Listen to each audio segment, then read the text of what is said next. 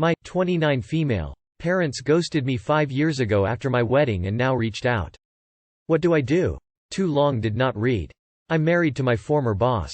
Parents did not take the marriage as well as I'd hoped and ignored me for 5 years, only to reach out when they saw a 5th anniversary Facebook post that mentioned our kids.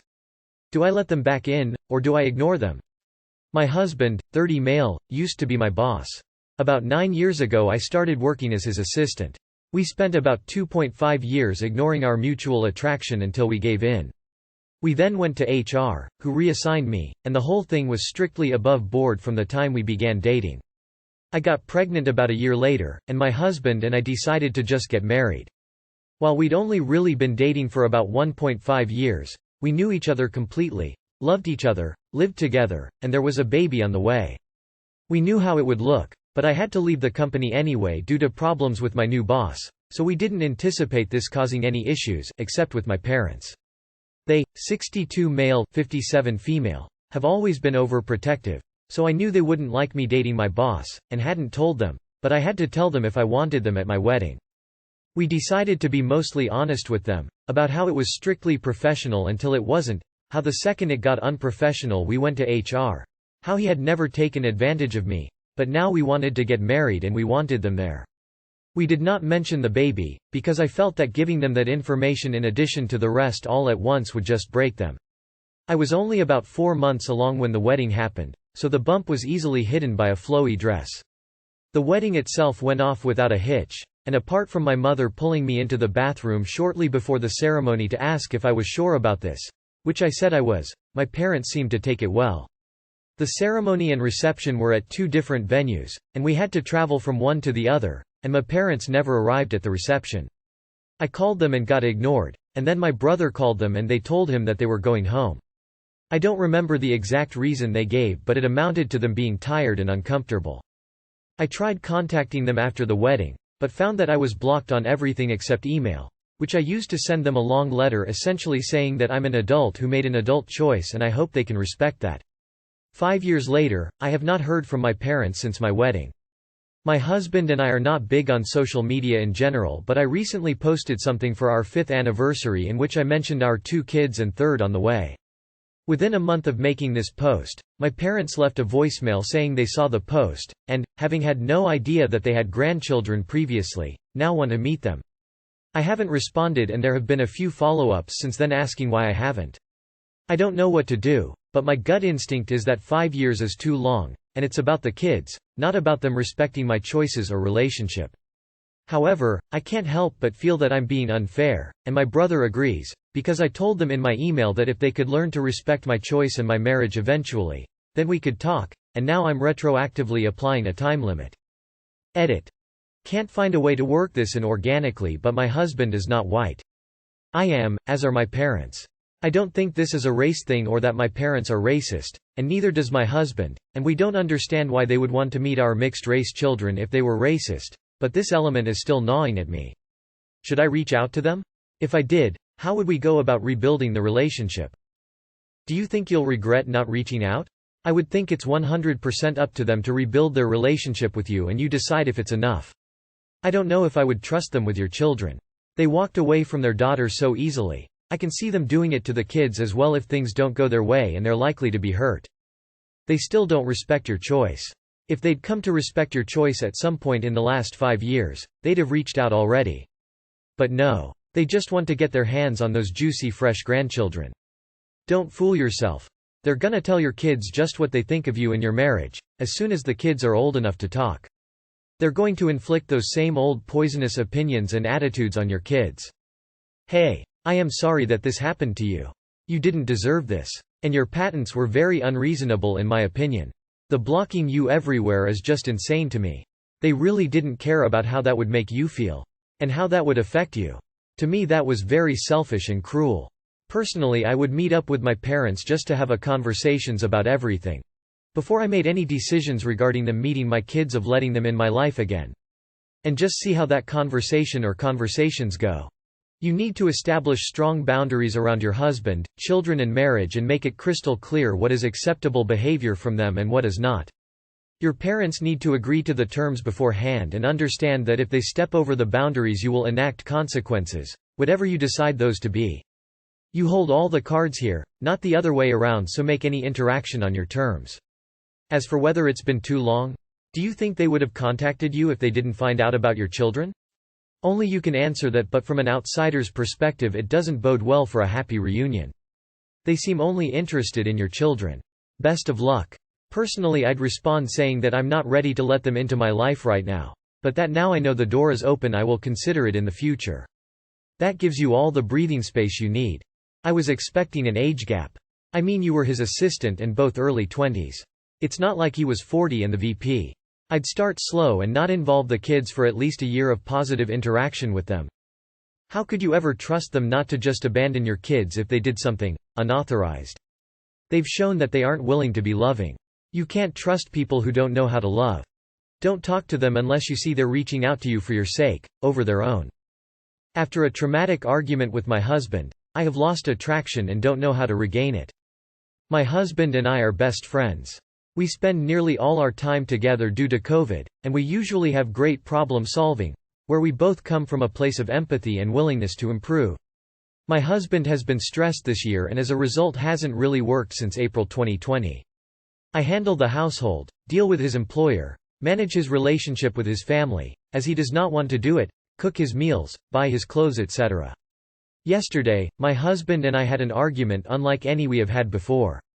He had recently had a trend of prioritizing video games, i.e., I fell downstairs and he came down and then left me on the floor to go back upstairs to take his turn in an auto battler video game, or snapping and yelling at me over other games we play. For context, I play a lot of games and generally perform very well. I was top 200 in LoL, Mythic in MTGA, etc. So I am unsure why he becomes so frustrated with me. In the past, he had brought up how when we died in a game and I exhaled sharply that it made him feel badly, and I had no problem understanding why that made him feel insecure.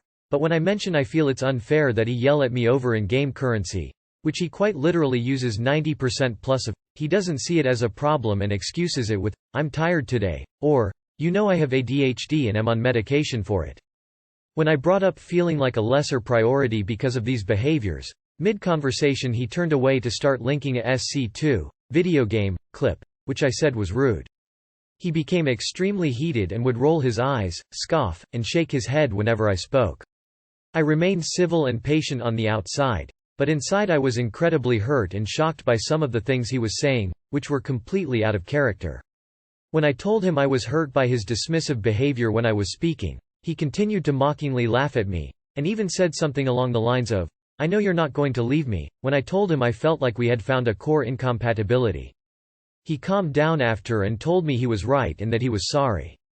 During the argument I was primarily trying to make the point that voluntarily turning away from a conversation is not the same as being distracted by something involuntarily, because he said that he isn't going to apologize for being distracted, that he won't promise this won't happen sometimes, and that he shouldn't have to explain why he turned around to start watching SC2 because it was not his choice and he wasn't in control.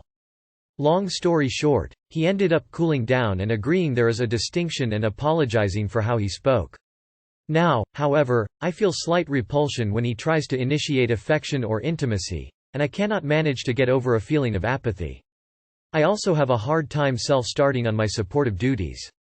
How can I resolve these feelings so I can return to normalcy? Thank you. Edit. Thank you to everyone who responded. I did read all of the responses, but I didn't have the emotional energy to respond. My question was mostly about moving on from this point, as he and I have ascertained that he needs some help to address some of the trauma and stress, from his childhood, but repressed until recently, that is negatively affecting him. All of this is completely uncharacteristic to him, and even he was shocked when he realized some of the points he had made or things he had said. We'll update in the future, take care and stay safe. What does he do for you, the household? You earn money, manage all the chores and housework, dress him, feed him, and talk to his family for him, and he can't manage to help you up after you literally fall down the stairs? I don't mean to sound horribly rude and blunt, but please, get some self-respect. You do not need to be a caretaker for a man-child with a video game addiction who views you as a maid. I know you're not going to leave me, is man speak for, you don't have standards, I don't respect you. I'm never going to change, get fucked. The answer if someone says, you won't leave, is to leave immediately. You're his mom, not his wife. Sorry. Your husband sounds like a jealous and bitter piece of garbage who verbally abuses his wife. You should leave him, not out of spite but because you deserve better. How old are you guys? I'd usually try and suggest some kind of therapy or whatever, since many couples usually only have communication issues they can work out. But he left you on the floor, where you could have been badly hurt, to play a video game? This is not salvageable. If you have children, is he going to play a game while you are pushing out his child? Is he going to hunt down the next achievements in LOL when you are recovering from childbirth and cannot move properly? Is he going to let the baby wallow in a poop-filled diaper the next time he gets called for a raid? If you leave, is he even going to notice until the game he's playing wins down for the night? Get the hell out of there. Wow. This was posted 3 minutes ago. Can't believe I'm first. I didn't read the whole thing, but I think I got the gist. I don't have any wise words for you, all I can say is that I understand. My fiancée broke up with me 2 days ago and I literally made a disgusted face every time I looked at her picture or saw a past text message. I have snice deleted all messages and photos. This might not be helpful, so sorry about that. He is a man-child. Simple solution. The video games must stop. He is addicted and is disrespecting you to the point he left you injured. My fiancé and I love to game too, but he would never leave me hurt or disrespect me like that. You don't deserve to be treated like shit. Get rid of the games for a while and make him get a job or have some responsibilities. You're doing everything for him. Do you want to be his slave? If not, then take some control over this, stop being nice about it and get what you deserve. On top of that, have you even looked to see who he's talking to online?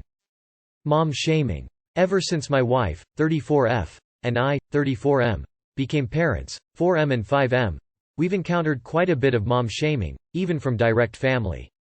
First, it was because my wife had an emergency C-section due to the baby being upside down and her contracting preeclampsia. She was told she didn't know what it was like to give natural birth because she hadn't experienced the horror. So despite the doctor's advice, my wife went for a natural birth with our second child, which led to numerous health complications that could have been avoided, but she didn't want to be told she was less than. Then it was about the breastfeeding. My wife didn't produce enough milk and the latching on thing didn't work, so we decided as a family that we would bottle feed, and it was actually quite amazing for us, since we could share the duties between both of us and we could still sleep 6-7 hours in a row despite having a baby. Now the other moms in our family are all about breastfeeding being the only way to experience true closeness to your children, and they are having a competition on how long they will be able to do it, 2-3 years. Over the weekend, she was told, everyone can breastfeed, it's just a choice of convenience for others not to do it. While she didn't really have a choice, it just didn't work for her. To be honest, I feel kind of bad for my wife that she has to explain, prove herself all the time while she's a damn amazing partner and has jumped through hoops to get pregnant in the first place, IVF for 2-3 years. Even then, she was told by my sister-in-law that she wasn't too happy that she was the first to be pregnant as they were trying as well and they were older than us. I wonder if there's anything I can do to help her more, though they only seem to make these remarks to her when I'm not around and always very subtle. I also feel bad that it's so much easier for me just because I'm a dad. I pick them up from school, cook for them, give them baths and put them in bed, and people think I'm some superhero, while I'm not doing half of what my wife is doing. It's unfair and I try to set the record straight when I can. Have a family talk. Tell them if they cannot stop mom shaming your wife that you guys will have to take a step back from the family or the specific people. Your wife is no less a mom because she had a C-section, she is a mom because she had one. Your family are assholes for shaming her like this. Your wife should talk to a therapist if she is having issues dealing with the shaming. I know I would. So she can feel like she is an amazing mom and wife. Just keep reassuring her and defending her when people start shaming. They only seem to make these remarks to her when I'm not around and always very subtle. I know what you said to wife, and I know what you meant by it. She may be too nice to tell you to knock it off, but I'm not, and that stops now. At least if you want to continue spending time with us and the kids. This isn't rocket science, dude. If people are mistreating your wife, to the point that it's literally endangering her health, you don't wait around for them to do it in front of you, you shut that down. And if she's the one struggling to enforce boundaries with them, you get her to therapy to work on rebuilding her self-esteem so she can do that. All I'm going to say is that your wife and kids come first, above all else. You know this. Do what you need to do. Tell your family members these things. 1. Your wife could have died along with your child so they can shut it. 2. Fed is best, and there are downsides and upsides to both. 3. If they do not keep their ill-informed opinions to themselves, then they will never see you, your wife or your children ever again. Don't try to play nice. Protect your wife and children from toxic idiots. You support your wife by telling those critiquing her to fuck off and then never see them again. If it helps, I get to meet a lot of new mums through my job, and what I have learned is that there is no one-size-fits-all model of parenting. Whether baby is born by natural birth, C-section or adopted, doesn't matter. Whether baby is breastfed or bottle-fed, doesn't matter. Whether baby is sleep-trained or falls asleep on the boob or parents are doing attachment parenting style, doesn't matter. The only thing that matters is that baby and mum are the happiest and healthiest they can be, whatever that means for them. When they grow up, no one will be able to tell the difference from the outside. The only thing that will have mattered will be how much they were loved. You and your wife are doing an amazing job, and you will raise amazing little humans in your own way. Stand up for your wife. I cannot express enough how much she needs your support. When you hear these comments, reject them. Let the other party know these are hurtful, unacceptable comments. I would go LC or even NC with these people. Make sure your wife is okay mentally. Things like this can take a toll. She may benefit from counseling. You sound like a great husband and father. Your family is very blessed to have you. Maybe try to explain to your wife that her family's traditional views on childbirth and motherhood are not more important than her well-being or her children's physical well-being. I know it's probably hard for her to ignore her own family, but they're being extremely toxic. I bet they don't even feel bad about the consequences of their disrespectful comments about childbirth. To be clear, I'm suggesting you talk to your wife because I don't know how often you see your family. Is body count a reason for breaking up an otherwise good relationship? I am very conflicted here. I, 28 male, have been seeing a woman, 32 female, for 2 months, and we just had the exclusivity talk. She is pretty awesome, funny, driven, loving and caring. And loyal, I have no doubt. Although it's super early, she is exactly the sort of partner that I would look for in marriage. Our future goals are also in alignment. So, you will ask, what's the problem, op? The problem is that I have some trouble coming to terms with her past. She had let's just a very adventurous past as compared to me. Hookups, ons, threesomes, sex clubs, drugs, you name it, and she has done it. Me on the other had a very conservative sex life, long-term relationships with 6 GFS before meeting her. She says she stopped counting after reaching 100. She was joking, of course, and I didn't press the issue. Right now we are both enjoying each other's company, but we were both pretty sure when we started that we were looking for something long-term, potentially even marriage too. I know the old saying, opposites attract, but what happens when the initial honeymoon phase wears off? Does such a relationship sustain, or is it just a pipe dream? Is this relationship between us destined to fail because of our different pasts? Or can it thrive? I would just like to hear from the couples who made it work, because let's just say we are crazy for each other.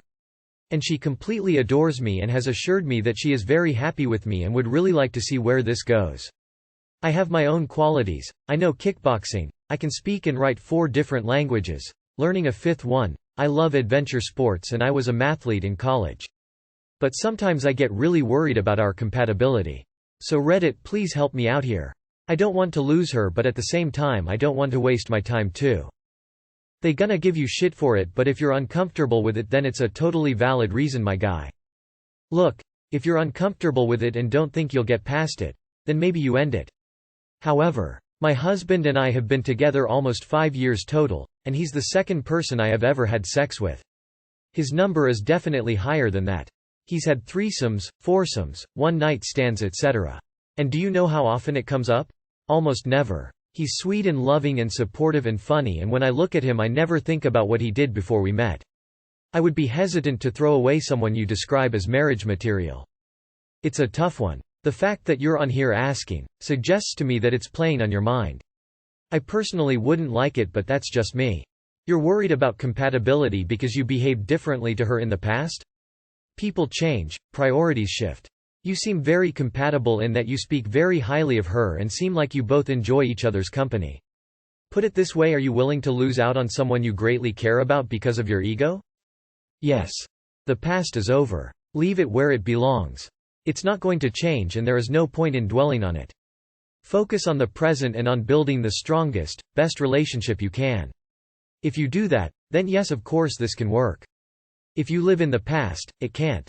My only concern is if she's going to get bored with vanilla. I'm 38, female, and was pretty wild like you described your girlfriend to be. I met my now ex at 29 and we were together for 7 years. I didn't get bored. I never cheated. I didn't miss waking up next to someone I didn't give a shit about. Yes, I loved that part of my life. I wouldn't change it for anything. It makes me who I am, but I'm no longer her, and I've not gone back to being her since splitting with my ex cause she's gone. I'm the woman sat opposite you at dinner. We've been there, done that, bought the t-shirt and also packed the t-shirt away cause we are done with that part of our life.